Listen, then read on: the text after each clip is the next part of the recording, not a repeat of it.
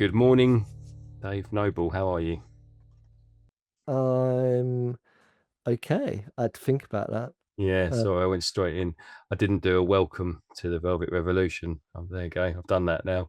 there you go. Just did it in reverse order. Yeah, Is it even reverse order? Is it any normal order? no, A I C. don't think so. I don't think. Try and mix it up each week. Yeah. No, I'm all right. Thank you for asking. How am I feeling today? Um, just feel quite mellow. I think I always really feel mellow unless I've got a reason not to feel mellow. But yeah, feel quite mellow. How are you? Yeah, I'm feeling more content than I was last week. I think the fact that I have a couple of weeks of freedom coming up definitely calms the mind and the body.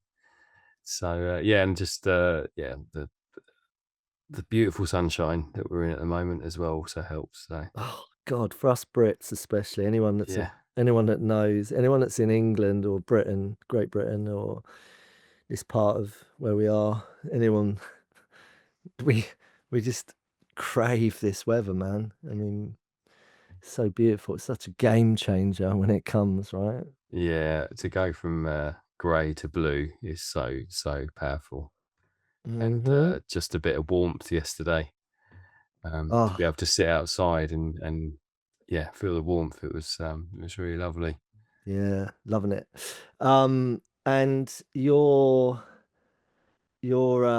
mood enhancement from being out of school. Yeah, Did you run out the school gates with all the students? Like, uh, I'm out of here, man. School's out. not quite, but yeah, if I'd had more energy at that point, I possibly would have done. We had someone retired from the school who's been there forever. Oh, really? Yeah, it was so it was quite an emotional end to the day.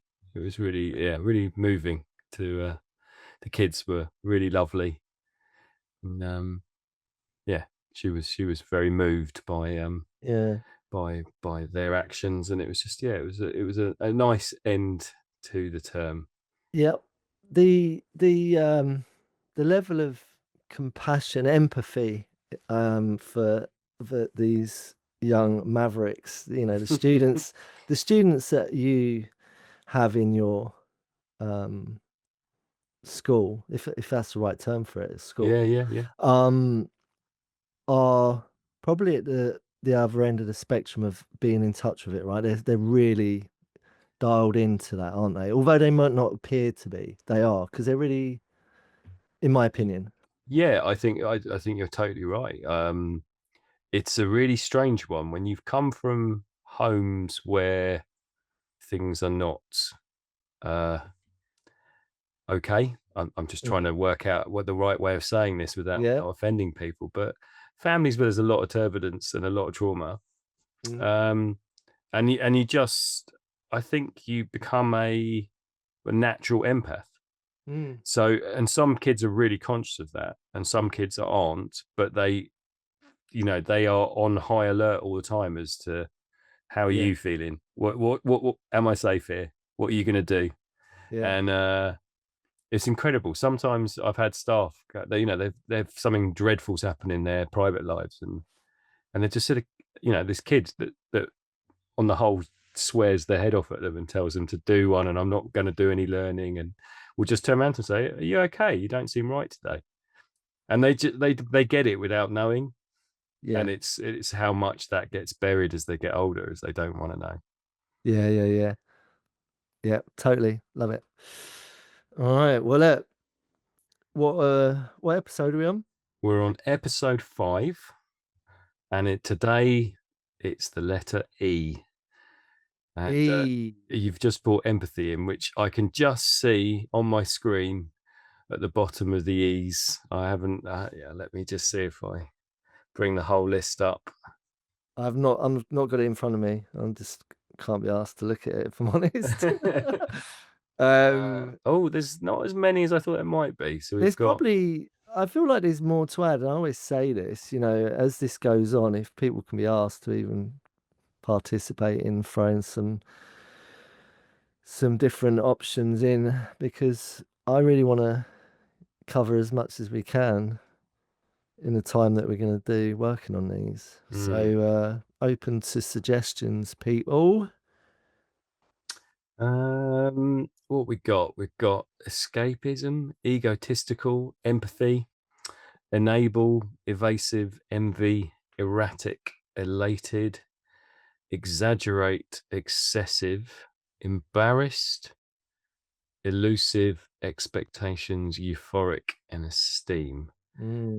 Because Uh, just to side note, I've realised that these are most certainly, and I know obviously it's in the description, but it's not just primarily emotion that we are dissecting. It's responses. yeah, It's the way we can behave, act, think. You know, it's not just pinpoint on an emotion. yeah, yeah, and where that does end up sitting.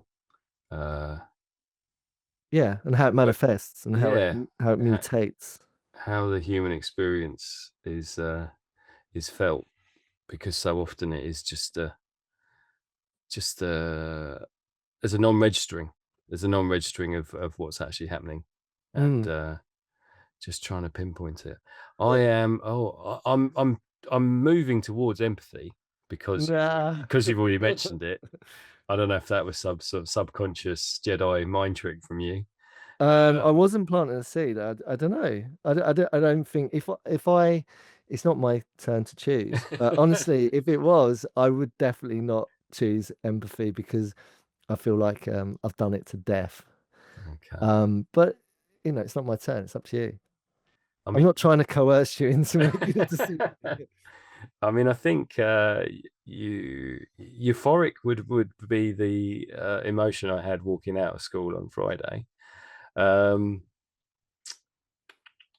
where do I go? You got to go with what you feel you want to go with, man. Yeah, I'm going to go with empathy. Let's do it. Let's do it. Let's see what more we can get out of empathy, and see Okay. where you go with that. Well, I say I've done it to death. I mean, it's something that has been, um, I was just saying about, the observation I've made with certain people in life. I Hmm. was talking about, the students that you have, um, that have a deep well of it, of Yeah. empathy. Although, you know, some people in society might say, well, show me it. I don't Mm. see that from these retrobates, Yeah. Yeah. these delinquents. Um, well, I see it, and I've been around those amazing individuals, a lot in my life. Mm. Staying around with some incredible, misfits, outcasts, you Yeah. know, um, and still do, if I'm honest. Yeah. So I think it's perception, but I didn't really know what it meant, back in the day. That's what I mean. I've done it to death now because, like, on this journey of self improvement, self development, self awareness, self discovery, self examination, whatever you want to call it. It's a word that gets thrown around a lot, does it not? Yeah. Yeah. So I say I've done it to death, but kind of haven't really. It's just it feels like it because it's a word that gets thrown around, and it's definitely in my what's the word, artillery, in my dialect. It's in my world, put it that way. It has been for many years, and I've had to learn about it, and maybe we can look into some of that. I don't know. Yeah. What does it mean to you anyway? Um, I think it's something that I've had to realize what it is. I think it's I think I may well have been one of those people that, if someone told me they were having an experience, or a set of feelings, or a set of emotions in the past, I would be the person that'd go, "Oh, well, when that happened to me," or I would feel the need to try and fix that if it was something I saw as negative. Someone's Mhm. sad, someone's angry. It's like, well, how do I fix that and make them better? Because I think um, my uh, happy state is that state of everyone's okay and everyone's having fun and it's all okay and we don't need to worry about anything. There's an Mm. anxiety that comes from other people's emotions Mm. that it's gonna create inside me that there's gonna be some sort of uncomfortableness because someone is feeling something that I don't know what it is, or I don't know how to process it. So I think I've learned empathy. I've learned to sit with other people's emotions as I've Mm. got older, and I've learned to go, yeah, okay, I hear you. I have no idea what's going on for you. I wouldn't be as presumptuous as to say that I understand exactly how you feel Yeah. on, on a lot of occasions. There's times where maybe I have had similar experiences, but it's not about me and, getting rid of the ego, getting rid of that. Oh, yeah, that, when that person you tell, when you say you've had an experience. And it's like I felt something so strongly, and I'm telling you, as someone that I trust, and what they do is make it about them because they go, well, when this happened to me, or worse, and I have some people in my life that do this quite well. They'll be like, oh, have a piece of cake, or oh, let's talk about the weather, let's talk about something else, and just completely denying the fact you felt anything. Yeah. I mean, I think rewind to, do you reckon it's been the last decade that everyone's getting a little bit more, like, talkative and Maybe, willing, a little bit more real, about yeah. where we're actually at. Do you think it's, been the last decade, within the last decade? I think we've, yeah, I think we've opened Pandora's box in terms of allowing people to express how they think and feel. Mhm. And we are in a situation now where I think we're more conscious than we ever have been. We're so much more aware of conditions, learning needs, all of those things that make Mhm. people, oh, I'm a visual learner, or I mean, Mhm. that's all been poo-pooed now, and said it's a load of rubbish. This idea that you can only learn in one style, but we've gone through these definitely within the education system. We've gone through this series of like, oh right, well, this is how someone learns, or this is how Mhm. we've got to do everything. Yeah. And I think we have more understanding of ourselves than we have ever have done. We've got that language, like empathy is a word, as you said, that's thrown around. Yeah. It really is. I mean, I'm just referring to the dictionary just to see, just out of interest, see what it says in there. And I think you've captured it really well. It's the ability to understand and share the feelings of other people, Mm. our fellow earthlings that we carry in habit with. Um, so yeah, I mean, empathy opposing that is apathy, right? So Total ignorance of anyone else's feelings. yeah. Yeah. So is it appropriate to bring the other side of the coin in, apathy? I don't know. Well, we have to really, don't we? I mean, if Yeah. we're talking about empathy, let's talk about Yeah. apathy. Um, do you think I'm going to ask you this, Ben, put you on the spot here. Do you know apathy well as opposed to empathy? Um, yeah, I think there is a real sense of, it's a weird one, isn't it? I think we've talked about the fact that we're more conscious than we ever have been before about people's feelings. but I still don't think we fully understand, or there's a, I don't know if it's just in this country, but it's almost this, like, the whole idea of the snowflake, or this idea that people just, oh, like, they don't have the right to do this. They're just being weak. There's not the strong British upper lip and stiff upper lip, and that they just, they don't validate other people's experiences. So I think there Mm. is that extreme idea, that apathy, that some people's experiences and emotions aren't valid. And I do think there's that idea that we are allowing people to say, "Oh, I can't cope in this situation," or "I can't," you know, Yeah, the yeah, resilience has completely disappeared. yeah, yeah, yeah. But it's a Mm. really fine line to tread between what is valid and what is not valid, and then it almost feels like you're playing God, because it's like, your emotions are okay because I like you, but your emotions aren't okay because I don't think what you're saying is right. Yeah, it's interesting, man. Um, it's a debate. Yes, it is. Apathy. I'm just looking up apathy, and it says in here, lack of interest or enthusiasm. Really? Yeah, and if you think about the energy that comes with that, right? My lack of interest or enthusiasm in something I do or don't want to do, Yeah. it's quite a potent, concept that I have complete and utter lack of interest or enthusiasm for you and what you're feeling, basically. I don't care. I don't really feel it's relevant to me.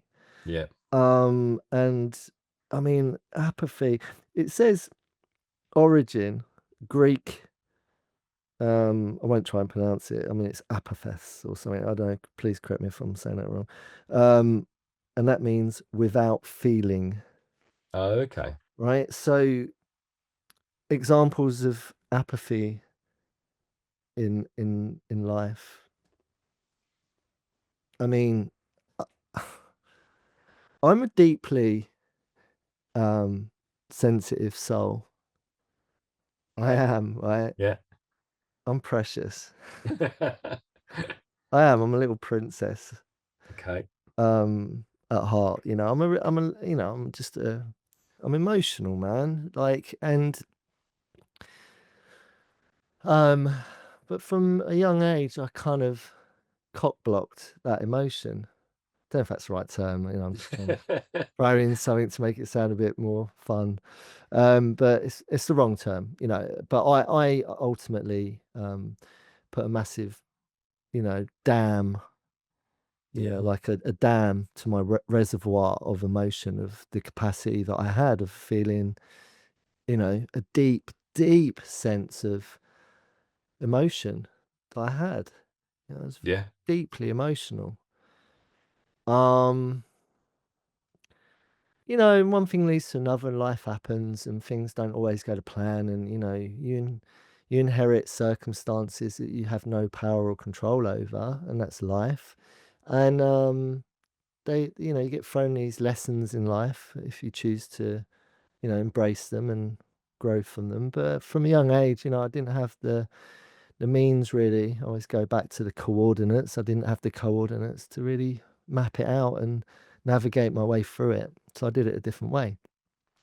But what comes with that is me putting on, loading up the armor onto my back, my body armor, my spiritual, emotional, mental, physical armor to protect me.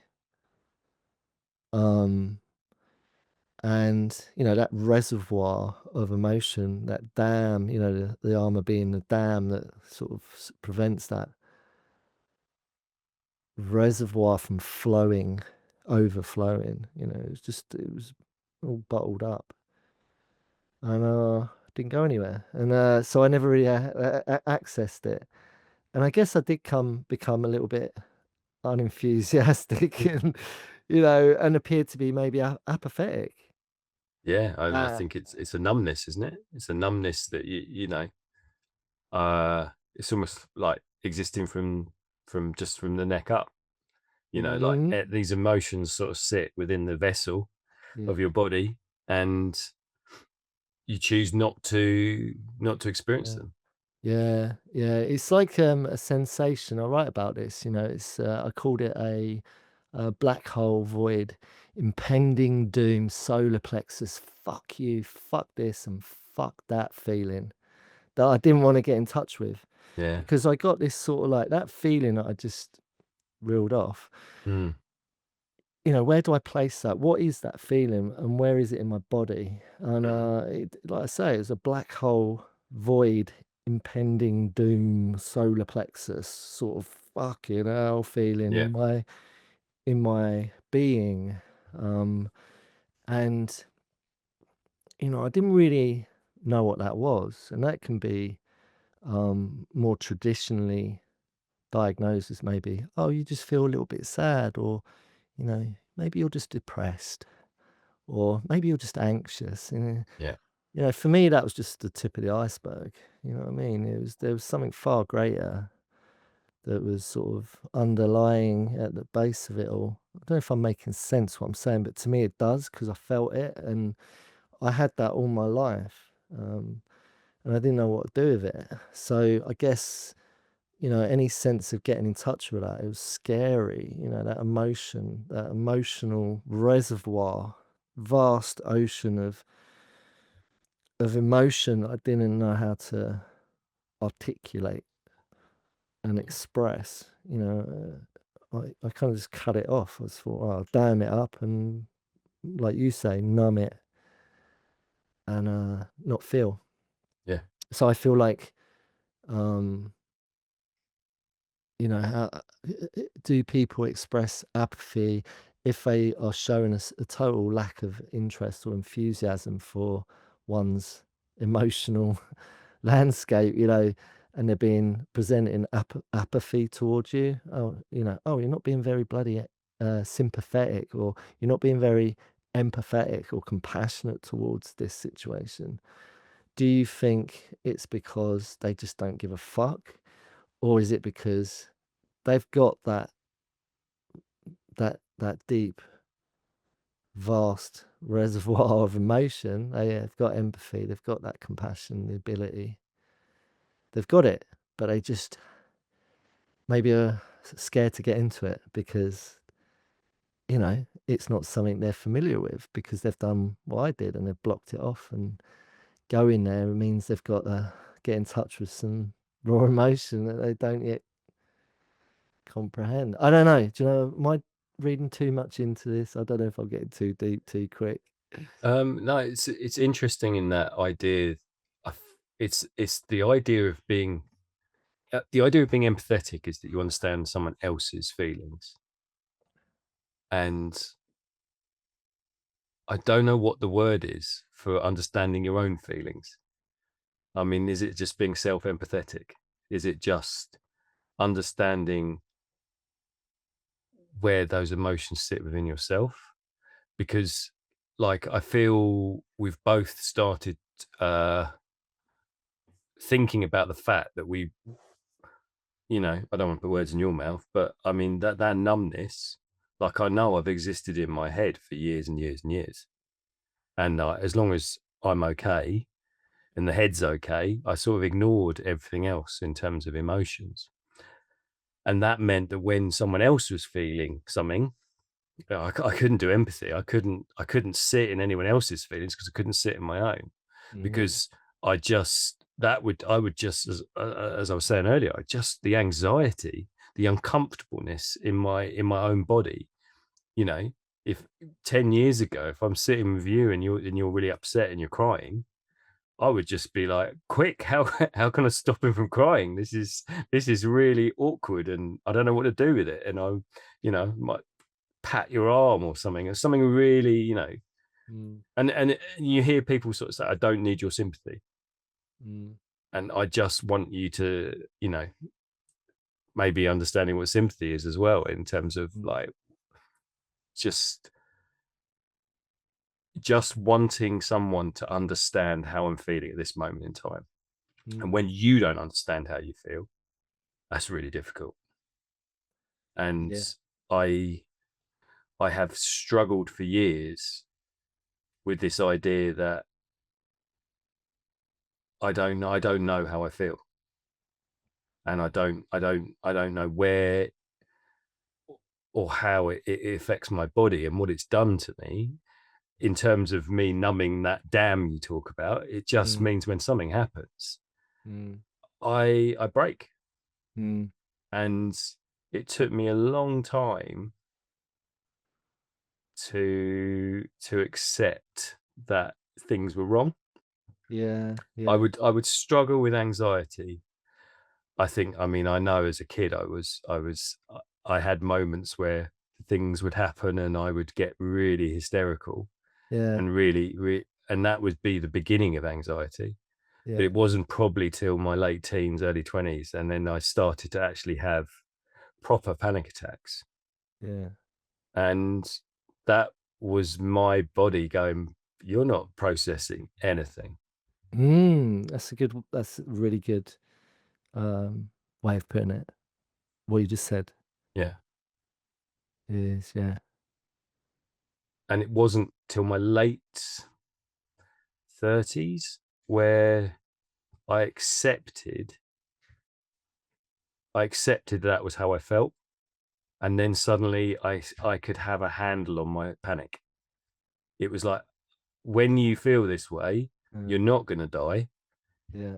and that's just you being experiencing stuff. Yeah. And it's then I got a handle on it in terms of I wasn't when I get that sensation, I just be go, okay, that's normal, Mm. as opposed to, oh my god, the world is literally going to end now. Mm. Um, and then I think, yeah, once I got anxiety under control, then the sadness happened. But that's another Yeah. story. Oh, it's interesting how you put it like that because yeah, I totally get it and I relate. Like, so that black hole void, impending doom, solar plexus, Yeah, I don't want to go there. Fuck this. Like, yeah, yeah, fuck you. I was on a run from that yeah, and anxiety, hmm, fear, some pain, sorrow, sadness, yeah, all of those base level, really coarse, murky emotions and sensations that I had in my life, from a youngish age, young age, and I carried that stuff around us. It's yeah, a lot to carry around, man. mm, So I worked out, to like you put it, numb it. I needed to numb it. And you said about the neck, you had your hand on your neck. It's like I'm doing it now. That feeling, that solar plexus. That gut, horrid, sinister feeling of impending doom, that something really sinister and bad's about to happen. Always, it's like fucking hell. There's this really gnarly feeling that something really bad's going to happen. A dodgy feeling, yeah, and the angst. yeah, And I wouldn't allow it to go past the solar plexus up into my, throat chakra, if you want to use that term, up to my throat, because that's where emotion starts to articulate itself. And then, there's words or emotions and expression that's going to come out of that. And I was so scared of it. So what am I going to do? Well, from a very young age, I worked out, thanks to my mum's sherry. You know, the drug of choice, sherry. yeah, Yeah, my mum's sherry, it was freaking. I worked out it was the medicine, man. It was the elixir. yeah, That was the answer. That was the damn wall. If I that was just enough. I intuitively found out that that was enough just to take the edge off, just to mm, so I could breathe. It was my coping mm, strategy. Whoa, just for a moment. Whoa, and I was really young when I was like gravitated to that. So, that's how I dealt with that anxiety. And I think, like you said, once you start to realize that your emotions won't kill you, yeah, um, unless you do it by your own hand, Yeah, emotions will, in theory, won't actually kill you. The They will pass and they're just emotions. But once you can start to let that stuff surface and allow it to purge out of you healthily and yeah, express it in a way that we was always meant to as humans, then we can start to process it from that point onwards and develop a relationship with them emotions. And for a guy, yeah, let's get it real. Me and you, we're guys, right? And what we're talking about now, rewind to, you know, my early 30s. Um, you know, it wasn't. I didn't do it like, I didn't have this language. I didn't have this way of expressing and the way I'm talking now, and so confidently about this subject matter. My answer was still, um, get fucked up, mm, medicate, mm, suppress it, bottle it up, put the dam up, just don't go there, man. Like, pull your socks up, buck up, man up, yeah, and get smashed. yeah, yeah, Let's get fucked. You mm, know, mate, you're upset. Come on, let's go and get on it. yeah. Is this is literally, like, as a it's that idea when you're a kid, like, you've fallen over, you're really upset. I'll put a plaster in it, and here's a biscuit, It's and a biscuit. He's a it's penguin. yeah, yeah. It's like, oh, you're really sad. Something bad's happened. I'll put a plaster on it and have a biscuit, and Yeah, that's what we did as adults. It's like, yeah, I'm really sad. I'm really messed up. Something bad's happened. Put a plaster on it. Let's go down the pub. yeah, yeah, It's very much that, I don't really want to talk about it. I don't really want to process it, yeah. and then it comes back and bites you on the ass later on. Big time. So getting into and something come up to me there about having a biscuit, having a nice lolly when you when you've fallen over in life, metaphorically speaking. I fell over a lot in life, man.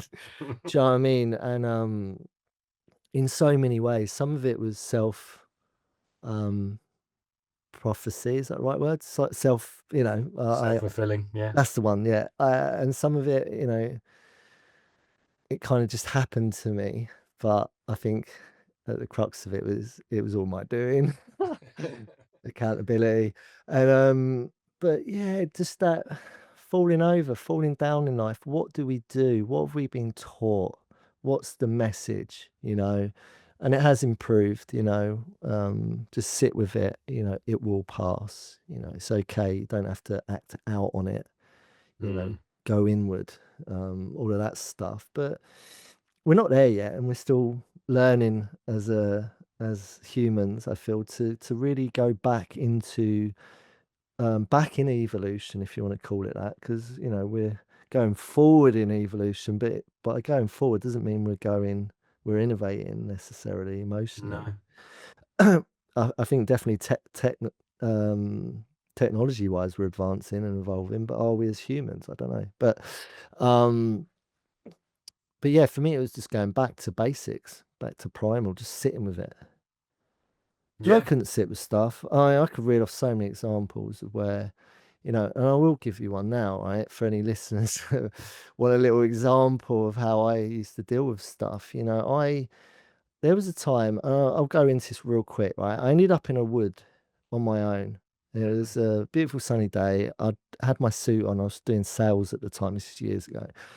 Um, I had a bag of beers, bag of booze, a few cans of whatever in my bag, and I had a bag of chop chop, bit of cocaine, mate. And and I've gone to the woods, right? And I'm on my own. And this is like a weekday afternoon after lunch. I'd had a pizza at lunch with a couple of people, and I was pretty whammoed. And I've gone off into the woods, and I just lose myself in the woods. This is what I used to do. This is how I used to deal with how I felt uh, in my internal world. I'd isolate, right? So for me, apathy is isolation, alienation. It's cutting off from myself and others, and cutting off from, you know, how it can be. I don't have to be like this, but I would always alienate myself and go as far away from being empathetic towards the situation and myself. I'd be apathetic. I'd cut off.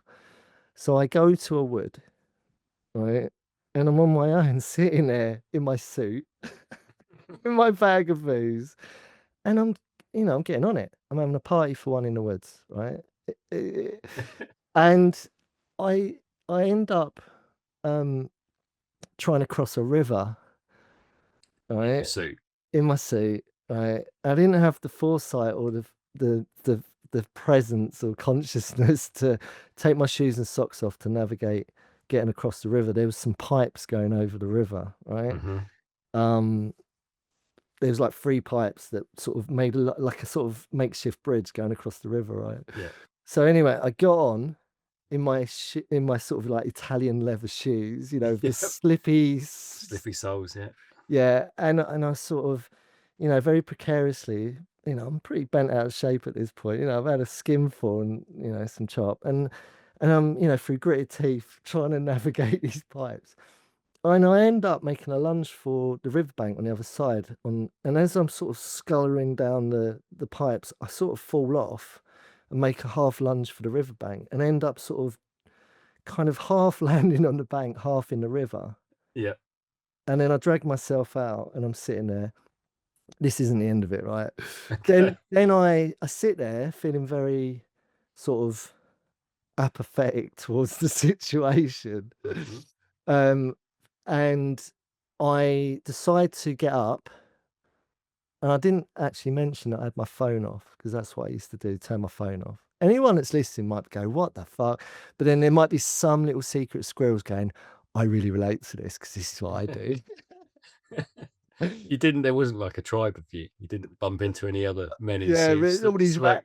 all these randoms in the Yeah. woods, Yeah. just all in our suits, just skiving off work, Trying to have some isolation, and yeah. actually, there's a whole tribe of you. Oh, but there's a real sort of this is kind of like it's very symbolic of what we're talking about, this whole thing, it's the behavior of isolation, of cutting off from, truth of what's going on internally in my world, Mm. because that black hole void impending doom feeling inside of me was there. As I'm telling you walking you through this story, that was there and it wasn't going anywhere. And I was just running from it and cutting myself off from it. So I end up getting to my feet and, I look like a tramp. I look like the town's guy that's, Yep. it's crazy. It's nuts. I was in my sort of like late 20s, I think, at this point. And there was this big like industrial estate that I had to go through to get to where I wanted to go to. And I had to get over the fence, the fence that was on the edge of the woods leading Yep. into it. And the only way to get over it was to literally climb over this fence. And I had to climb up a tree. I got to the top on this branch and made a jump for it. And I landed on my feet and I broke my left foot Right. and splintered my heel on my right foot Okay. because I ended up in hospital. Yeah. But the reason I'm saying all of this, apart from what I've just said, is that I had my phone turned off and I was sitting there and I knew that I'd bust my feet. Being a skater, I know Yeah. when they've got a broken bone. Uh-huh. And I sat there and I didn't turn my phone on. I could have called an ambulance, I could have called a friend, and I didn't. I chose to keep my phone off and I sat there.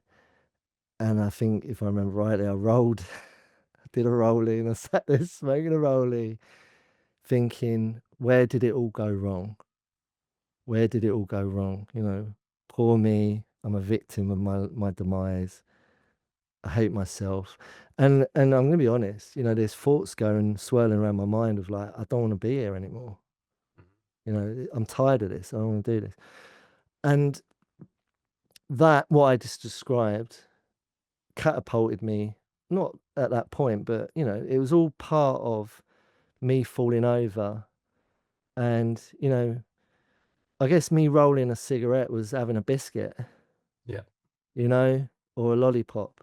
It's like, you know, why the hell am I not putting my phone on and just going and getting honest and going, I need help. Mm. I've broken my feet. I'm I'm sopping wet. I've been in a river. I can't walk. I need help. Yeah. You know, and it's not just like helping the situation I'm in. I need help. It's, you know, deeper. It's deeper than that, man. You know, I need help. And why didn't you? Oh, because you didn't know. Do you, like, presumably you needed help before you entered the woods. Like there's a point where you're like, yeah, he's disappeared with a bag of beers Yeah. and some chop, and there's there's a point before that where you need the help. Oh But God, yeah. Long you before know, that. yeah, yeah. But it's like when do you put your hand up and admit that? And we get so internalized with what's going on that we are the only ones that are experiencing this, and no one else is going to really understand. Mm, And yeah, I mean, anything that's in the head or in a some sort of feeling, how you get that validated and how you get that support for it is really, really difficult. You know, the number of times I've been to a doctor's and said, I'm really anxious. Literally it's debilitating my life at times. And right up to the point where, you know, where the sadness took over and I had a breakdown in terms of depression. Like, even going to the doctors at that point, I was like, I don't need to go to the doctors. And I went in and the guy's like, yeah, I'm signing you off work for the next month. It's like, I, and I was like, am I that bad? I couldn't see it. mm. And like you're saying, you're sitting there in a sopping wet suit, smoking a roll up with broken feet. And still you're like, I might be okay. You know, I might be able to style this out. Yeah. And yeah, it's complete lack of understanding of where we are Mm, as humans, and what we need, yeah. and it's so little of that is taught to us. So little of that is, Mm. like you said. I think I'd go back to the idea of men, of being guys, and like, who would you have called? Like, if you could have called anybody at that point, is there I'm gonna be honest. Ghostbusters? I I'm gonna be mean, honest. There's a handful of my go-to um dudes that I would have got. I probably would have called it in and got a top up. yeah, Got you know, got some yeah. more medication. I can work my way through this on Yeah. my own. Yeah. And, you know, just if anyone's wondering how I got out of that scrape, I actually sat there for a while and contemplated my options. And I decided to walk to someone's house um, to collect some keys that someone had taken off of me earlier that day at lunch because they knew I was getting at it. And they removed my keys off me, car keys, house keys, all of it. And I went up there and I walked, and it ain't a short walk. And I walked, you know, looking like an absolute very. I've got to be careful what I say. I was about to say a word I shouldn't say. I just looked like an absolute lunatic. Yeah.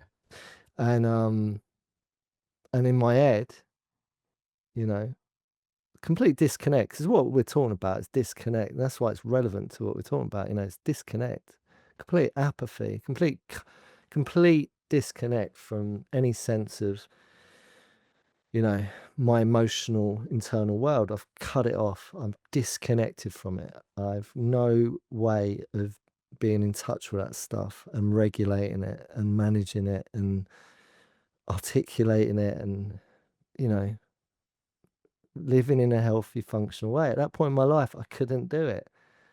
Evident that I Mm. couldn't do it. And I, I walked and I ended up in a churchyard sitting on a bench and I contemplated three options. One of them was to continue flatlining my sorry ass through my life like I had been for years. And I'm, kind of resigned to the fact, that's it. It's my lot. I'm going to continue to, spiral myself into an early grave and join all these lot. Or, option B was to just kill myself. And I did contemplate that a lot. Felt really hopeless and alienated and alone and scared, fearful, overwhelmed, anxious, all of it. And then the other option, the only other option on the table was option C, which was get help, get help. So yeah, that came eventually. Took Yeah. took a handful more years of A few more adventures. a Yeah. few more of falling over and pulling my socks up and manning up and business as usual, put a brave face on, yeah, I'm all good, everything's fine. When the reality is I'm not. And don't worry, mate, just I'll have one on me. Mm. Have a biscuit. Do you know what I mean? And I lay like a whole night, no sleep, searing pain because I sobered up throughout the Mm. night. No, nothing. Didn't I had my phone, kept my phone off, didn't do nothing. Just lay there in pain, displaying the ultimate in apathy towards myself, disconnect from any emotional, and then I went to the hospital next day. And even then I couldn't connect to it. And everyone else around me were going, you what? This happened, you know, in the afternoon yesterday. Yeah. And they couldn't believe it. They were like in bewilderment of like, what is wrong with you? And I'm like, I'll tell you what's wrong with me. I can't, I'm numb. Yeah. I'm disconnected from feeling. My emotional internal world is barren. Yeah. Pretty sad, isn't it, really, when I talk about this? But it is what it is. And do you know what? Every drop of what I'm talking about has fueled my journey to get me to this really incredible place where I'm deeply connected to my emotional world now, and I'm just it's joyous, and I don't have to get into these little kerfuffles anymore. Little kerfuffles. It's Yeah. kind of like it's kind of like being self defamation, isn't it? Really, why is that? So I think empathy for me um, is a deep, deep reservoir of emotion. And if you are anything like me and relate to what I was talking about in your own version of it, God forbid that you've had to go through it as well. But it's okay. It's not the end of the world. Like it's like, what do we do with it? Do I just flatline my sorry ass through life and think this is my lot? I can't change. Do you contemplate your exit plan? Or you just get real, man. And it's called the gift of desperation, isn't it?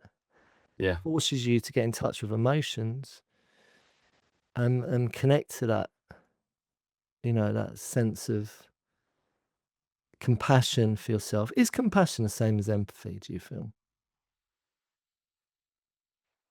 I think you've got to be compassionate to be empathetic. Compassionate. I don't know. What does the dictionary say about compassionate? Glasses on. Oh God. Where are they? Um, I don't know. I mean, like for me, I feel like compassion is when you have compassion for yourself and for others. Yeah. So I want to be compassionate. So it's goodwill, right? It's like kindness, it's love, it's generosity, Yeah. compassion. But then empathy is I know what you're going through because I really know because, I've been there. It's coming from a place of shared experience, isn't it? I don't know. I think if you make it about the shared, I think it's easier if you have had the shared experience. And I think that's what I was talking about earlier, is that if you sit with someone in pain and make it about your experience, then it becomes sympathy, becomes something negative almost. You've got to sit there. Empathy is about soaking up whatever the other person is going through. And if Yeah. they want a shared experience, or they want a narrative of like, how did you cope with this? Mm. Then I think that comes a bit later. Yeah. Once you've done that, I get it. I get it. Yeah. You're really hurting in this moment, and I want to be there for you, Yeah. Yeah. and I'm going to allow you to be sad. Yeah. I'm going to allow you to cry. I'm going to allow you to Yeah. scream. I'm going to allow you to shout. It's 'Cause validating that emotion, isn't it? yeah, because it's like, the opposite of I feel like that's so important what you said. It's like when you recognize that someone is troubled and in suffering and struggling and you can recognize that, you can see it. If you've got that awareness and you've got that, uh, you know, if you're just blooming dialed into, you know, being emotional yourself, you're more likely to just recognize it in others, right? If you spot it, you've got it, as they Yeah, say, right? yeah, yeah, I think that's enough just to, in my opinion, you don't have to fix it. You don't have to have these magic words, profound, like, and try and save them. It's just sitting with someone and holding their hand or holding the space, holding their hand, metaphorically speaking. Maybe you really do just need to hold their hand, arm around someone if it's appropriate, and just be there with them. mm, It's the greatest act of compassion or empathy or whatever. Just to be with someone, say, you're not alone. I've got you. yeah, We've got this, yeah, you know? Um, but how can you hold that space when you're terrified of emotion?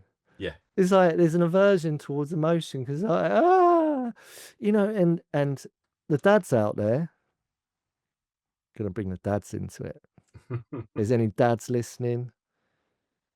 It's okay. There might be some dads listening who are like, I'm really tapped in. I'm dialed into this stuff, man. And I can cry. It's okay, man. I find myself crying when Arsenal lose. Is that the same as crying because, you just see the joy in a summer's day Yeah, sort of thing? You know what I mean? yeah, Is a difference, in my mm, opinion. And, but, bringing dads back into it, it's like, are you a dad that is dialed into emotion, and then you've probably got more uh, enthusiasm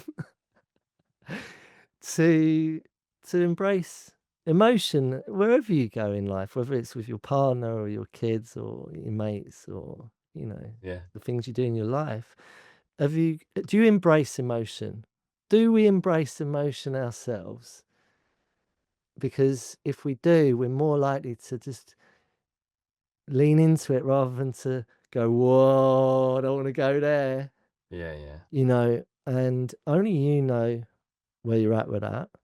If there's anyone listening, and you've got parents, is that your experience? Do your parents lean into your emotions when you get emotional, or are they averse to it and back away because they feel a little bit, ill-equipped or unprepared or maybe unenthusiastic to want to be around that stuff. I don't know. Maybe you know, maybe you don't. And it really does make a difference whether you're part of that or you're not. I know what I was around, and I have been around. Um, Things are very different now for me. I've had to learn that emotional. Um, and it's those uh, healthy relationships, isn't it? It's intuiting who will give you that balance, who will give you that support without making you feel bad, without Mm. trying to save you, without trying to Mm. fix you, Mm. all of those things, like I feel I'm much better equipped these days to sort out the wheat from the chaff, the people that I know will nourish me, Yeah. the drains or the radiators. Do you know what I mean? It's those, Oh. it's sorting out those people that will get you. And I think we sort of, we find our tribes, we find our people. And if you find that group of people that will allow you to be you, Yeah. to say, actually, I'm really sad here, and then, and explore that Yeah. rather than making it, oh, let's go down the pub then. rather than trying to make it about something else. Yeah. Or, Yeah. there's also those people that, that do try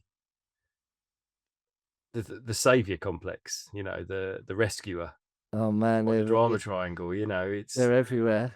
yeah, I was and one it's of them. yeah, Yeah. and it's that idea that if you rescue someone else, then you don't have to deal with your own shit. It's like, Yeah. I'm going to ignore it. I'm going to, Yeah.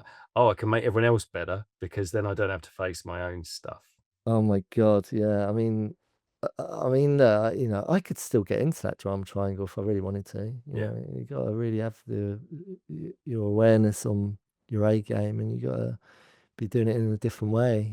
I'm just looking at compassion in the dictionary because you asked.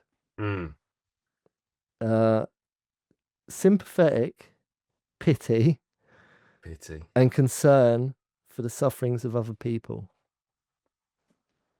Pity.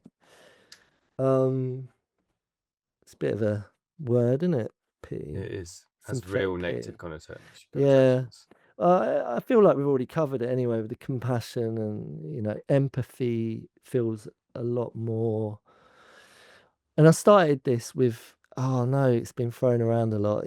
How are we Mm, gonna cover this? And cover new ground and explore stuff because I'm all about, I want to go into little pockets of, I'm curious. I want to know more. I don't know it all. I know a little bit, and I want to know more and more and more. But empathy definitely comes up a lot, and this term empath yeah. is such a thing now. And what does that even mean? So yeah, I just want to try. I'm always trying to think outside the box and explore different angles on this multifaceted, um, you know, diamond that is human emotion. Do you know what I mean? do you think do you think that your work you do now Hmm. and your ability to be empathetic to other people is only because of your narrative? Like, do you think you could do what you do now, or you could have done what you do now 20 years ago? Or I can even get a day. I can even live a day without worrying about how I'm going to get through the day. yeah, So that's the answer. There's no way. I only can do what I can do in my life first and foremost for myself by getting honest hmm, with myself, and that is the greatest gift of empathy that I've shown myself yeah, is to turn up for myself and be present for myself and to be the best version of myself. hmm, And that's a daily reprieve. Every day I wake up and go, I want to, what can I do today to be the best version of myself and make a difference, to make myself be a good human being. And I'm not perfect, but that's what I've set out to do. And I've been doing it for quite a few years now. Um, and I strive to do that. That's what I do. And then from that point, I can work outwards. yeah, That answers your question. And you pick up a lot of stuff along the way, you know yourself, you know others, as they say. Mm. Know yourself, know others. You can only truly know others and how to work with other people if you know yourself. Yeah. Okay? In my opinion, and that's what I've been taught, and that's what I believe in. It's what I know to be true. It resonates. I feel like this journey of self discovery, I'm what, 16 years along a path of self discovery in a very present, conscious, higher level of consciousness than I've ever been. And it's fair to say I've got to know myself along the way, the ups and downs, twists and turns. And, it's not all been smooth sailing, but and and you can have compassion for that journey. And we talk about being compassionate to ourselves. I don't feel like we talk about being empathetic to ourselves, because empathetic always feels like an external, it's about someone else's feelings. And I wonder around this idea of understanding oneself and understanding one's own feelings, and not being part of that journey in terms of uh, how do we feel, how do I feel, and how am I experiencing the world. And I just feel that we are in a place now where the consciousness is so much higher. Like if we went back 100 years, mm, you're sad, you're upset, you're angry, you're over emotional, yeah, you get locked up.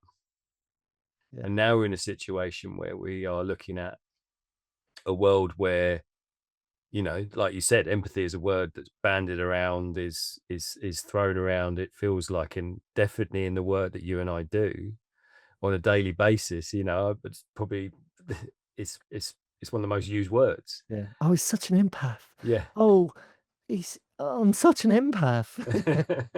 It's like, And it's just, I just wonder how we've got to this point now where we are so much more conscious of what we are doing in the world, and we are placing all these labels on people in terms of neurodiversity, yeah, and it almost feels like we're at a bit of a crossroads, that people are fighting it. I talked about snowflake earlier, but people talking about, oh, you're so woke, and and the opposite to woke, I feel, is like you're asleep. Like, do we still want to be asleep? yeah, And do we still want to be just drifting through like experiences without actually being conscious of what we're doing? And yeah, and but the but the what we've now done is we've opened that box, and it's all out. mm, So what do we do with it? How do we help people to experience and be empathetic okay. to themselves and to Mm. others? So I'm gonna share my opinion, and I'm gonna bloody well do it because I'm entitled to. So I do doing it right. It's just the way I see things. Doesn't mean it's right or wrong. It's just the way I see the world that I see. Right? It's just the way I see things. I feel like where we always get caught out, always, is when there's an unskillful delivery or interpretation or approach in something, right? And woke is just a fucking word, man. No different to like egg or spoon or it's just a fucking word. Woke. Yeah. You know, but that's where we get us mad freaking humans. As egoic and mental as we all can be and display, we get caught up on all the linear stuff sometimes. And the irony is, it's such a contradiction. Mm. There's people in this space that are having these debates and conversations and blah, blah, blah, blah, blah, blah, talking about stuff. But they're just words, and getting caught up in words and ideologies is completely, in my opinion, not exactly an act of being conscious, aka woke. You know what I mean? It's we get caught in terminology and words and stuff. I feel like Mhm. words, human words, can't comprehend and capture the essence of what we're really talking about at the base of what it actually means to be woke or conscious or, present, you know, and turning up and being, like I was saying, being the best version of ourselves. Is squabbling online, you know, are you really being the best version of yourself, people? Come on. Is that really how you represent your best version of yourself, by squabbling and bickering over terminology and words and ideologies? And, but you said this, and yeah, but you said that. Yeah. I'm just, that's just the way I see it. People get caught up in stuff, right? And empathy, I'm looking in the dictionary again, says the ability to understand and share the feelings of others, you know, other people. To share and to understand. Understand means you've got to listen. Yeah. And share means you've got to give generously, generously, and to be mindful, and to be, there's a great compassion that comes with sharing, right? And I just don't see that everyone actually demonstrates it a lot of the time. So my opinion, my understanding of this stuff is that, words are just words. Dialogue's just dialogue. Intellectual content is just intellectual content. For me, it all comes down to, are your actions demonstrating enthusiasm, willingness, and openness and honesty? Yeah. Hmm. To show kindness, compassion, love, care, support for others. And, like, firstly, do you do it for yourself? Yeah. You know, are you demonstrating that? And I'm always suspicious of, I learnt very early on, think you're spiritual, go and go around someone's house for a weekend that you don't really get on with and see. Let's see how you demonstrate your spirituality around there for a weekend. You know what I mean? It's the embodiment of it, not words and, concepts. It's like, what use are they if you're not using them and applying them, living them, breathing them? Does that make sense? What I'm saying? Yeah. Did it Yeah. answer what? I don't know if I answered what you was. I think it's we I mean this whole idea that we're trying to sort of label or understand what these words, emotions, feelings, thoughts, processes, Mm, this where we're sitting with it all, and this idea that uh empathy really sits at the root of it, I guess, because you've got to understand how other people are feeling through understanding how you're feeling. mm. And like you said, the anger, well, that's how it feels. There's just lots of vitriol and anger out there at the moment, isn't it? Lots of people It's ego. labeling each other with these Yeah. terms. It's Eh, it's just a lot of shouting, and there's not a lot of listening going on, and people yeah. saying, "Actually, I can hear you angry, and I can hear you, Mm, I hear you're really frustrated with mm, what's going on at the moment." And yeah. but it just feels like we sleepwalk into it. It's Yeah. in the same way that you sleepwalk into the individual experience of crossing a river in some leather-soled shoes and just yeah, just sleepwalking into something that could have been prevented. Do Uh, you know what I mean? There's got to be a point in everyone's life where these things could have been diverted into some other course of action, but mm, we end up in this sort of isolated place where we feel completely alone, where we feel like the only way to cope is to numb.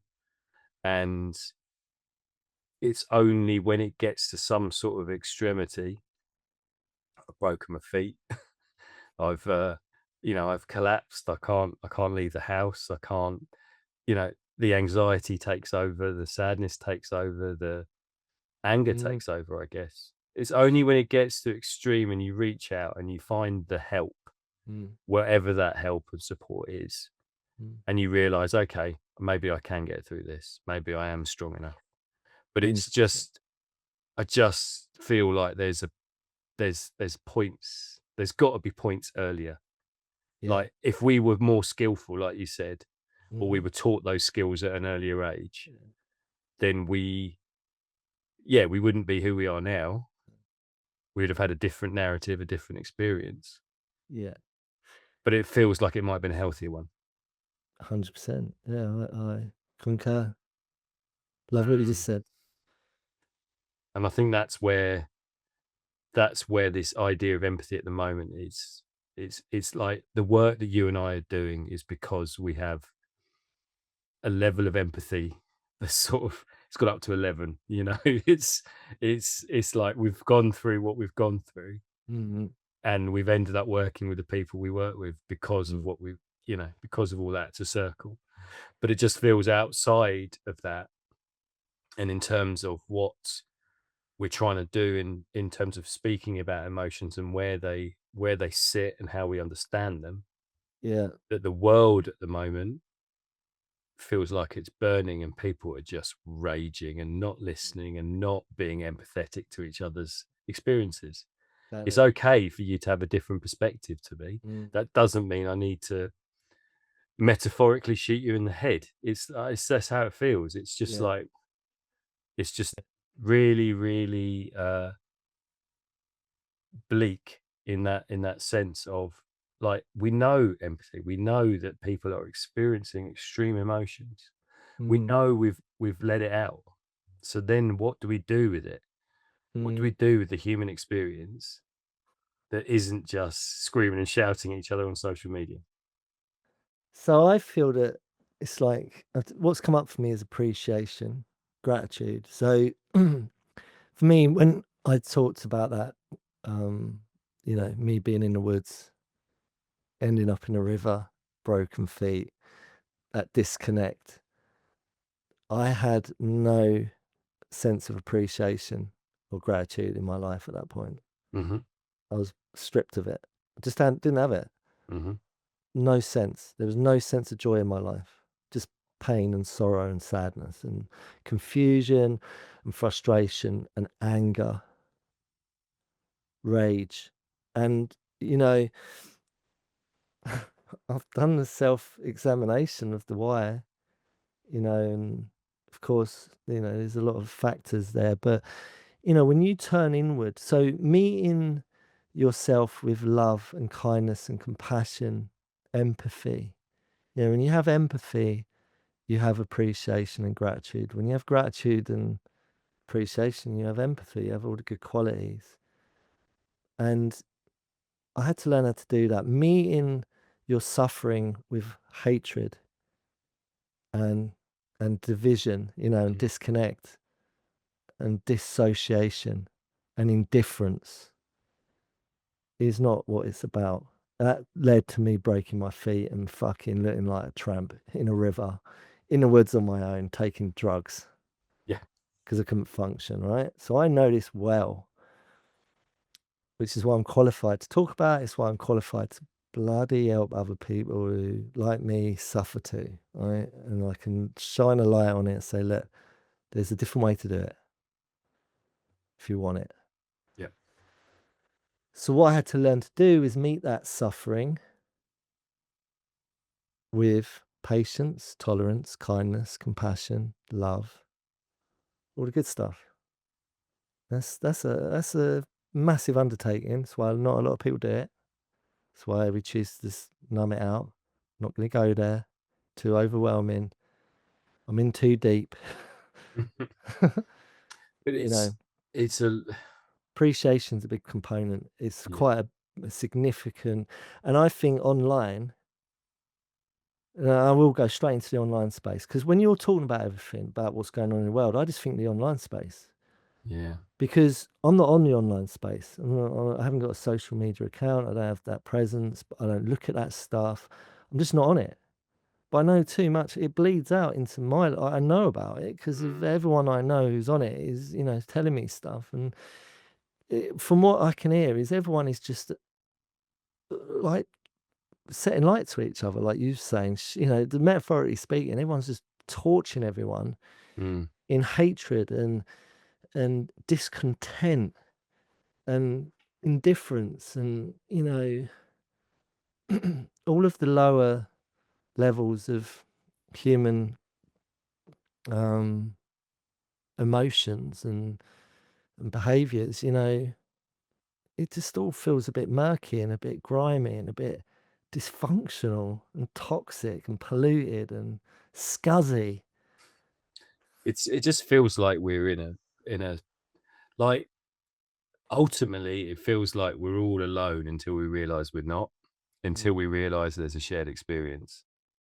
And like, like you felt alone. Well, you must have felt alone. I might be putting words in your head, but No, you're right. I did. I felt very, very, very. I'm the only one that could possibly feel yeah. like I do. No one else knows.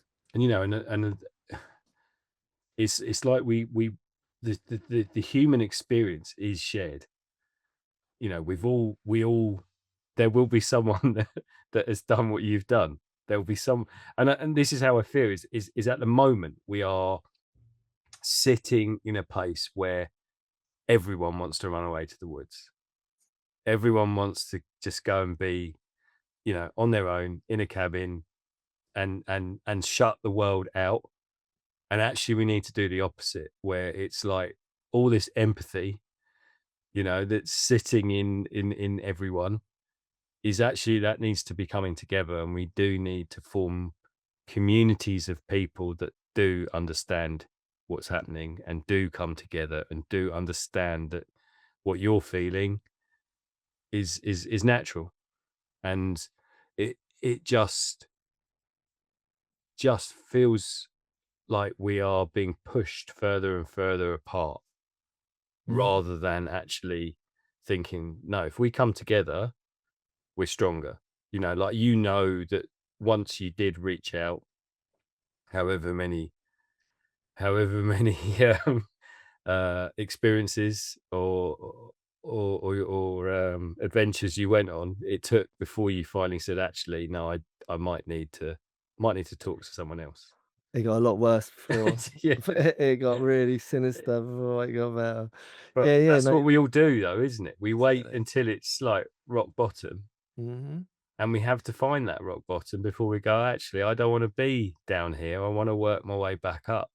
mm, But reaching out to other people is so difficult, and so it feels like so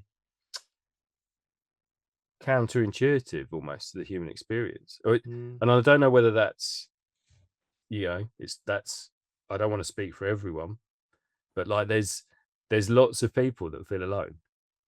And you hear that a lot about how young people now are just thinking, how do I make friends? How yeah. do I meet people? How do I come together?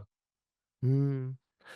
I mean, again, I would go back to, online space. Like, I felt really alone, like, before the internet, before technology advanced Mm, so greatly that everyone was so connected. But obviously, I think we all now know that, there's a positive to that, but there's also a massive, disconnection to, community and, you know, like you was just saying, it's freaking the evidence is there. God, I do enough work with young people to know, as you do, that there's a huge disconnect from self, yeah. from the other, from the we, Mm, kids, unless they've got a good group of mates and they're not completely, you know, immersed in that virtual world. there is a huge disconnect there, an alienation, an isolation that's going on. It has been for since bloody since they've had it, the device in their hand, which I believe they're getting too young, and the social media, all of that stuff is like, leave it out. Just go and climb some trees, set light to some shit, and just Not get, each other, not don't satellite to each yeah, other. yeah, yeah. You know what I mean? And just be kids, man. Be young people. Be young adolescents roaming around, having a bit of a giggle, and having some fun and connecting to your peers, right? And, don't do anything bad, but, you know, um, but back in my day, back in our day, I felt alone, but I was surrounded by people. I still felt that disconnect. But there's something I got from that because I learned the ability to make connections, although I felt a little bit indifferent and, separate from, and, oh, you lot like each other better than you like me, but I'm going to be with you anyway because I don't want to be on my own, Hmm. But in my internal world, I was disconnected and felt very alone. But nowadays, in modern day, they're not even getting the physical, underlying base level skills of just being in a social space together unless they're in a classroom. And even then, I did a session in a school just the other week. I haven't been in schools for a long time. And, once we got them all settled down, got the teacher to back up and shut up and, sorry, Ben. You're a good teacher. All the teachers was with, they're all right, man, but they've got their work cut out. Yeah. You know that, right? They've got their work cut out. And, once we got the class settled down, I mean, unbelievable. It was a dude at the back, basketball. He was bouncing the basketball, like, in the class whilst I'm talking. He's bouncing a basketball. And, I let it slide because I know. I said to him, I addressed the class and I said to him, you know, please just bear with me, all right? I'm gonna make this as interesting and as fun and as interactive, and, like, if you need to get up and have a little walk around, stretch your legs, do it, because it's a lot to ask for you lot to sit down on a chair for an hour and pay attention. Mm. There's a disconnect going on to being able to sit in that emotional, what's coming up for people? What is going on? Is there an agitation? Have we gone completely off piece there? Off piste. It feels a little bit, but just on the back of that, I mean, there's a study. I think a scientific study that says the average time that anybody can concentrate on anything, like adult, massive intellectual, is Yeah. 20 minutes. Okay. And that's again is one of those things where if we understand that about humans, Mm. why are we still sitting in a situation where we are expecting young people Yeah. whose attention spans are probably even more decimated now with the phones Mm. and with that sort of constant need for stimulation? Mm. Why are we expecting them to sit there for an hour Mm. and learn maths?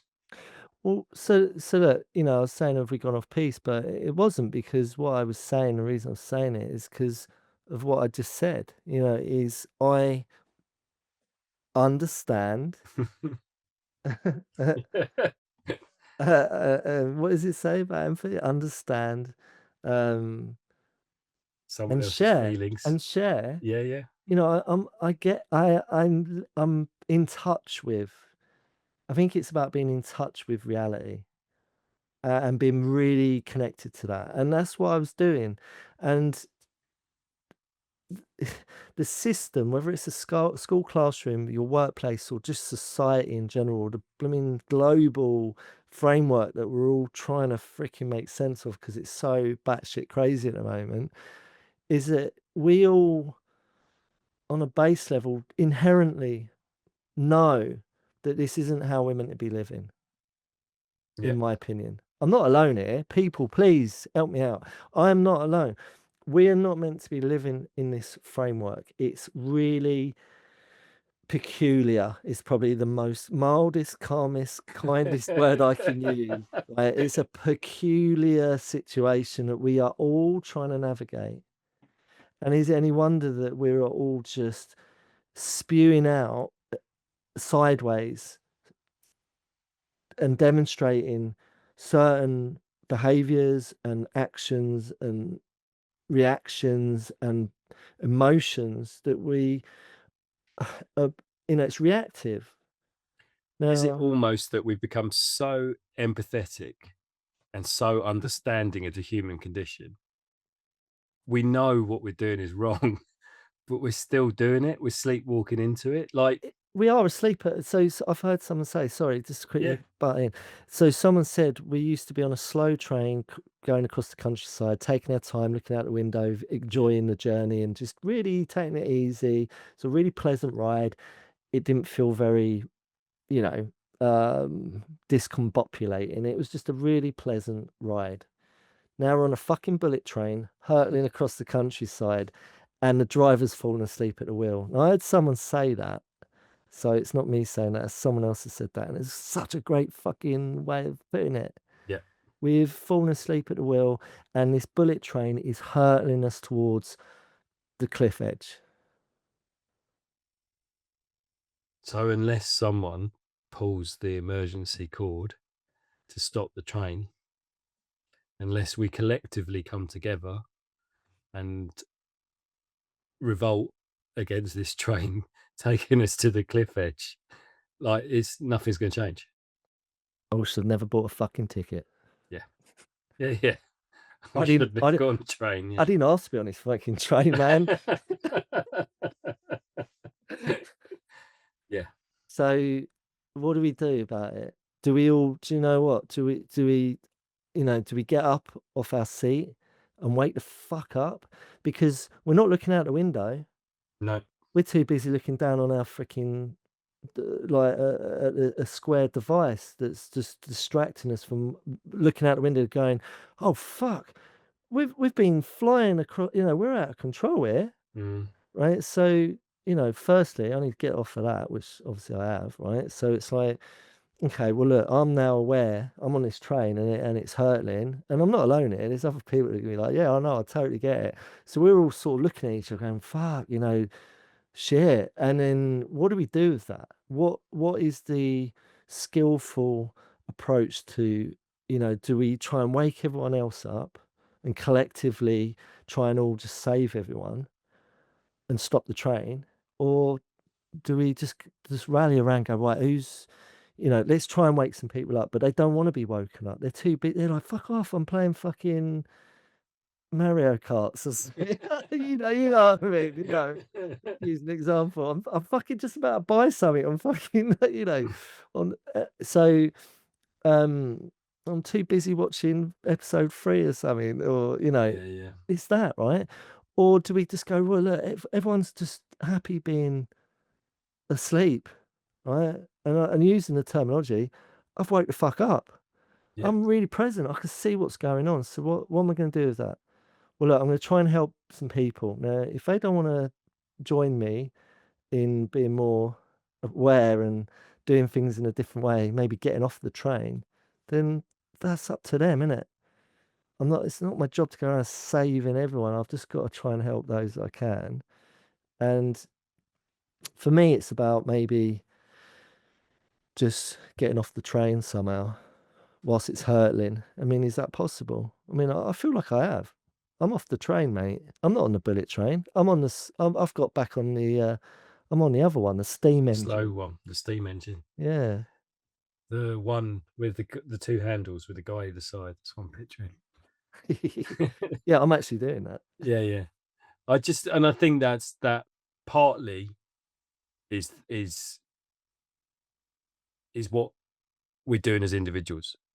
Is some of us are getting off the train and some of us are retreating to the woods in a more healthy way, not with a stash of Bag beer. of booze. Yeah, yeah, to completely numb ourselves out. But I do think that's where we're retreating. We're looking for something that's a bit more wholesome and a bit more real, and it's out there. I just feel, that's why we started this. I feel like the revolution is starting, but I don't think it's not gathered pace yet.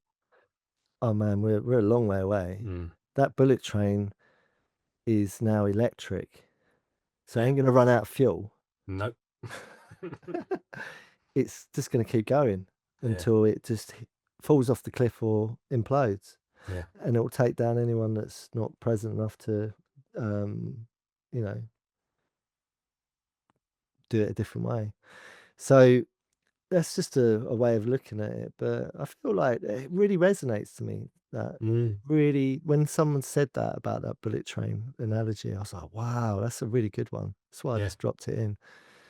yeah, And I think like as always, what we're covering for me, I know you've got your own angle on this, but it's the same really. For me, it's about, you know, do we have to have all the answers? Do we need to walk away with an antidote that can dramatically change the outcome of our lives for a better one? Well, I think just having a conversation and having a bit of a introspection and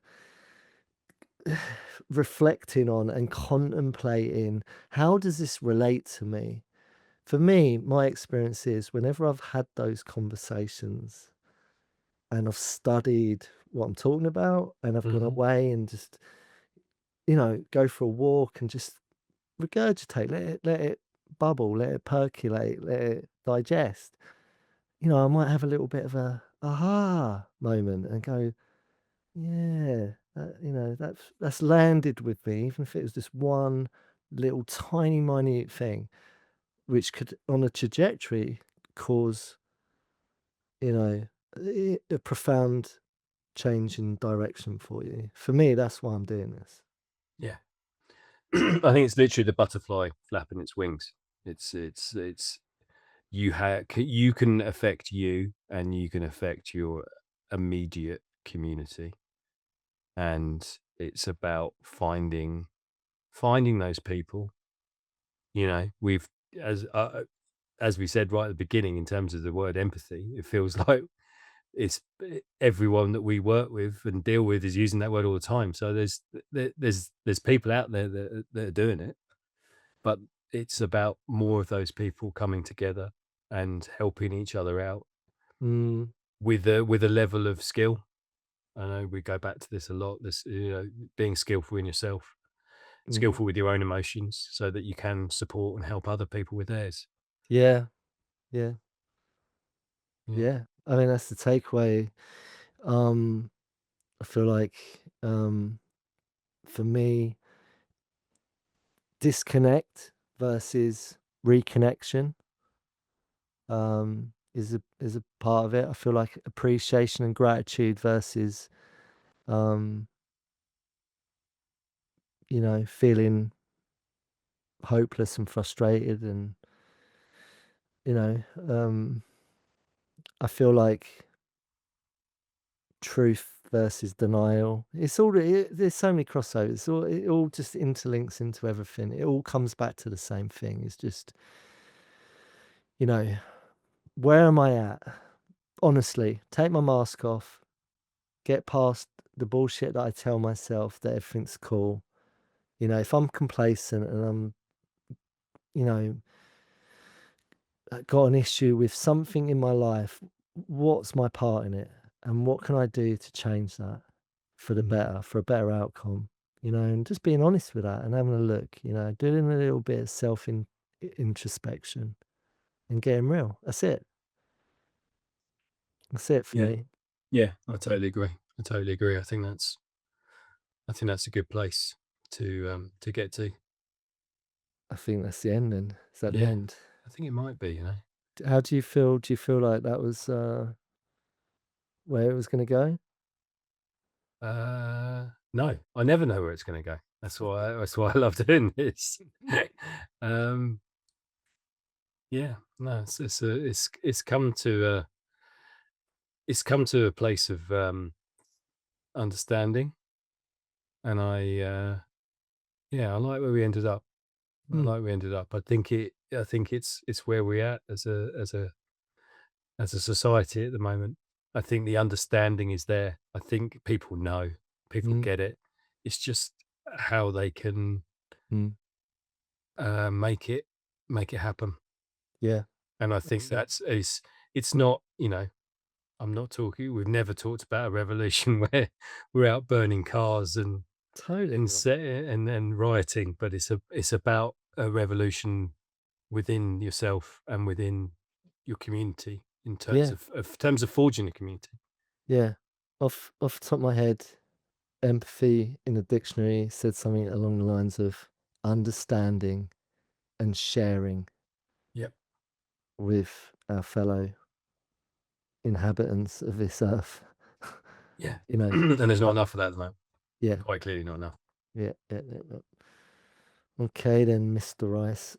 I feel like I need to ask you this. When I say Mr. Rice, does that make you feel like you're back at school? Uh, Shall I not no, say it? no, it doesn't actually. It's really weird because very rarely I either get called sir, Sir, sir, yeah, sir. yeah, or my lot are so not conformist that Oi, yeah. Oi, I get called geezer. Ben. Yeah. Yeah, yeah, Oi, mate, Ben, mate. And it's like, oh, okay, all right. And I get told a lot, you know, you need to make this more formal. You need to make it. So I'm like, yeah. why? You Yeah. know, what's that going to help? Okay, I was just checking because I don't want to call you Mr. Rice. I love it. I think it's really great, solid name, Mr. Rice. Yeah. Um, I don't want you to be like, straight back in school by me saying that. No, no, it doesn't quite Okay, do that. okay then, Mr. Rice. It's been fun as Yep. always. Yep. And have a good rest of your week, Mr. Noble. And we'll do this again in 7 days. Yeah, man. Looking Cool. forward to it. All right, take it easy. And you.